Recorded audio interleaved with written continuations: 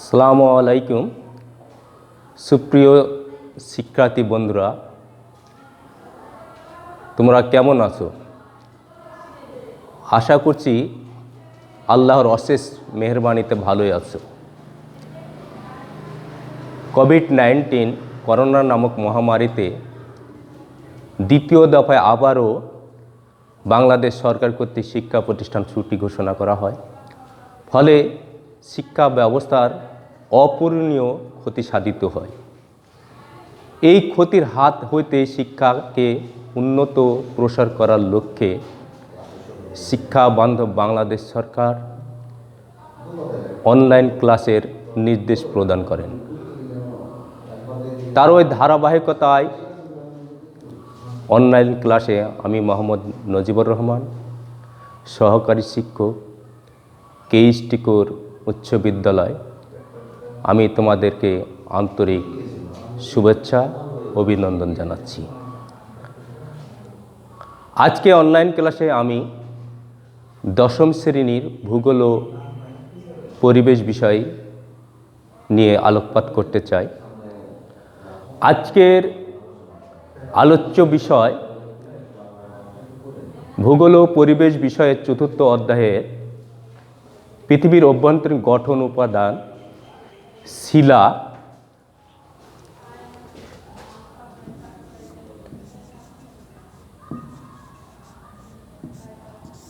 শিলা শুরুতেই জেনে নেওয়া যাক শিলা কি। ভূত্বক গঠনকারী বিভিন্ন প্রকার খনিজের সমন্বয়ে যে পদার্থের সৃষ্টি হয় তাকেই শিলা বলে। উদাহরণস্বরূপ বলা যায়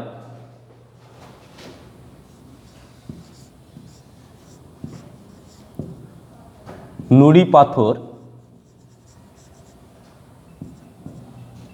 কাঁকর,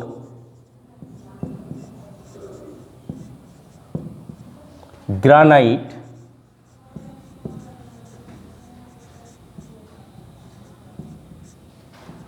কাদা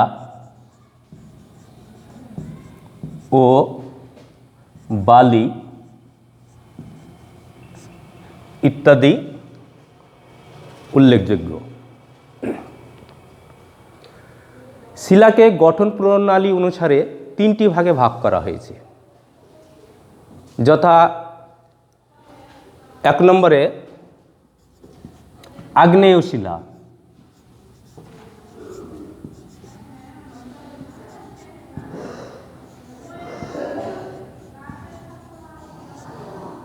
2 পাললিক শিলা,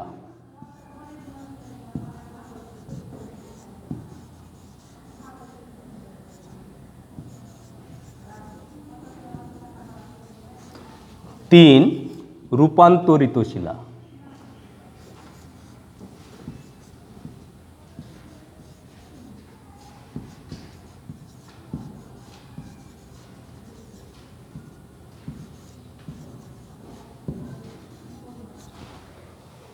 এই তিনটি ভাগে শিলাকে ভাগ করা হয়েছে। আমি এই পর্যায়ে আগ্নেয় শিলা সম্পর্কে তোমাদের কিছু ধারণা দিতে চাই। সৃষ্টির প্রথম পর্যায়ে পৃথিবী একটি উত্তপ্ত গ্যাস পিণ্ড ছিল। এই গ্যাস পিণ্ড ক্রমান্বয়ে তাপ বিকিরণ করে শীতল হয়। পরবর্তীতে আরও তাপ বিকিরণ করে ক্রমান্বয়ে কঠিন ও শীতল আকার ধারণ করে। এই গলিত অবস্থা থেকে ঘনীভূত ও কঠিন হয়ে যে শিলা সৃষ্টি হয় তাকে আগ্নেয় শিলা বলে। যেমন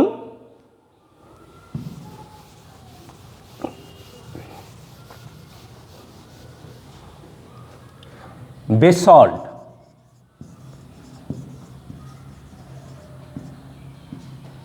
গ্রানাইট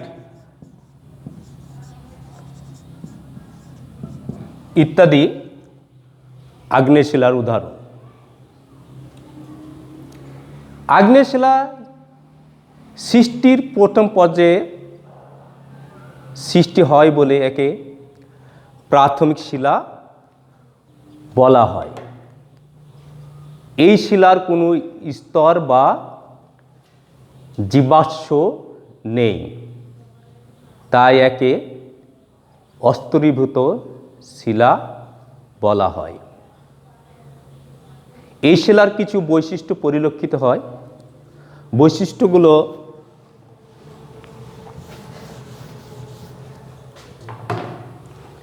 এক নম্বর, এই শিলা স্ফটিকার।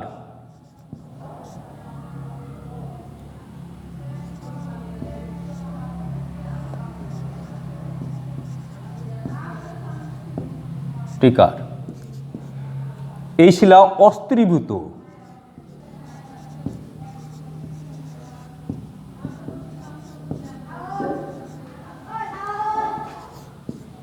এই শিলা কঠিন ও কম ভঙ্গুর।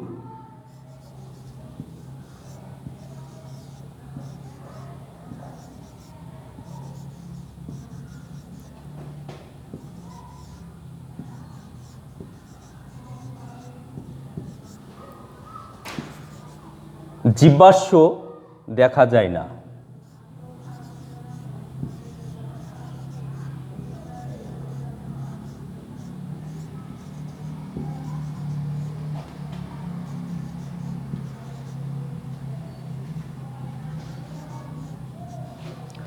পাঁচ, বলা যায় এই শিলা অপেক্ষাকৃত ভারী।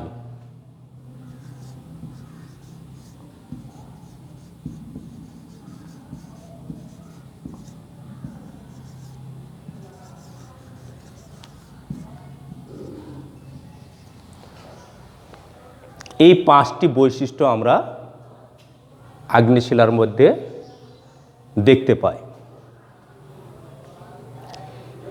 আগ্নেয় শিলাকে আবার দুটি ভাগে ভাগ করা হয়েছে, যথা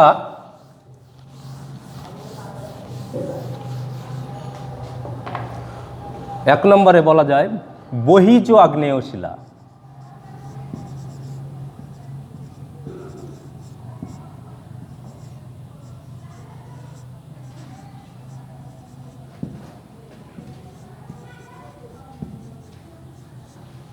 দুই, অন্তজ আগ্নেয় শিলা।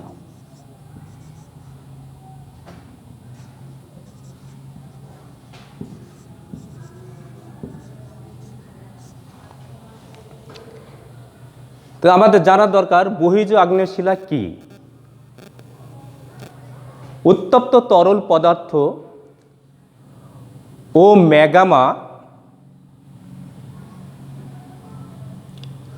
আগ্নেয়গিরির অগ্ন্যুৎপাত ও বিভিন্ন কারণে ভূ অভ্যন্তর ভাগ হইতে বেরিয়ে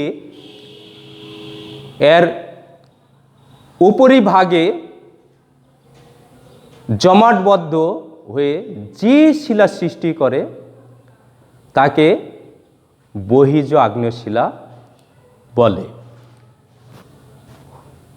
উদাহরণস্বরূপ বলা যায় বেসল্ট,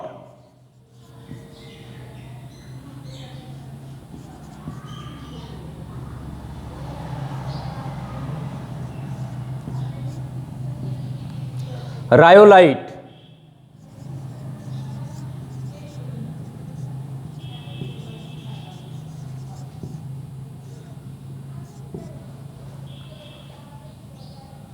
ও অ্যান্ডিসাইট।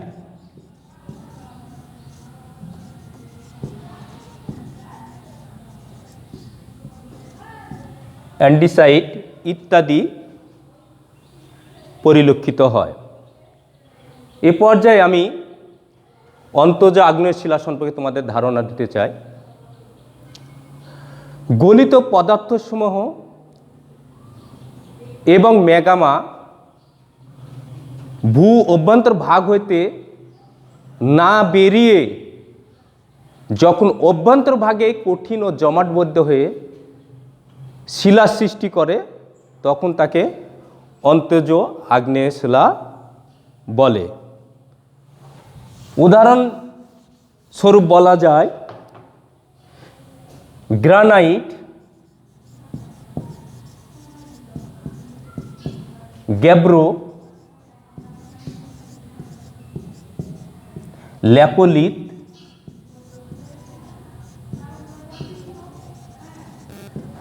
ডাইক ও সিল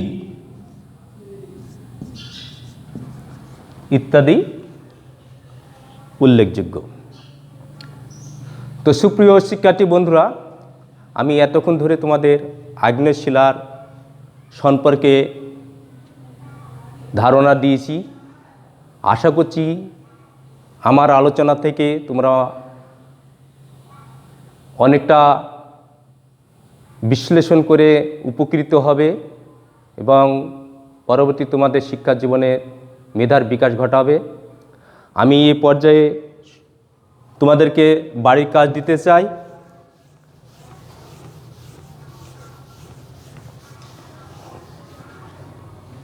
বাড়ির কাজ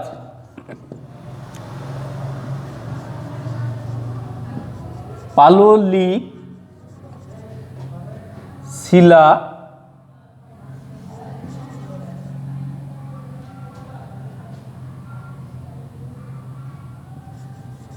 পাললিক শিলায়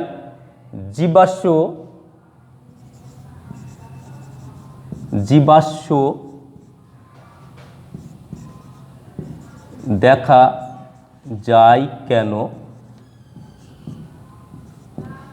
ব্যাখ্যা করো।